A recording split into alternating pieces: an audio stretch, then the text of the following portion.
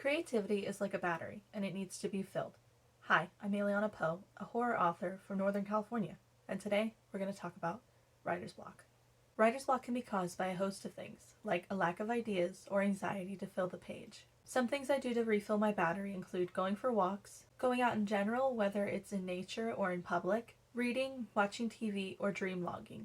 I tend to have nightmares, so that's perfect inspiration for horror. Reading in your niche is good, but reading outside your niche is better.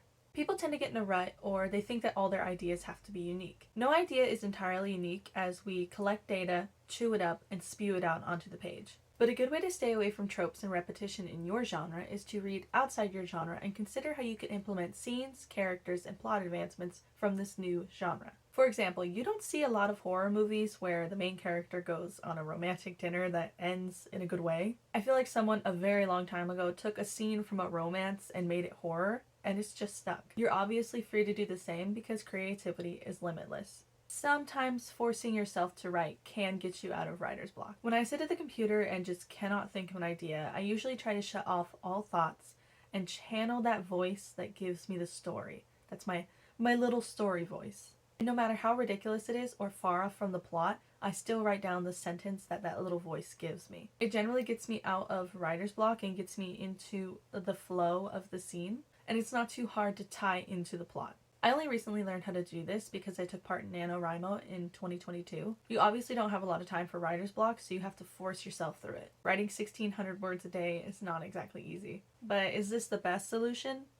Probably not. It could give you some wonky ideas, or even some that aren't developed enough for your story, but you cannot edit a blank page. And a lot of people are pantsers, where they write by the seat of their pants. And this works for them. If I'm really stuck on a scene, I think about it every minute I can. Every time I'm doing laundry or going to the bathroom or brushing my teeth, I try and run through the scene and run through the previous scenes that I've written even to make sure that I'm writing a scene that makes sense and ties into the rest of the story. I also like to draw diagrams and put my notes into that or sketch out a scene artistically. This allows me to see what I'm working on versus just writing it. I think this method works better than trying to stare at a blank page and going nowhere. At least you're able to get something done at the same time as working on your writing.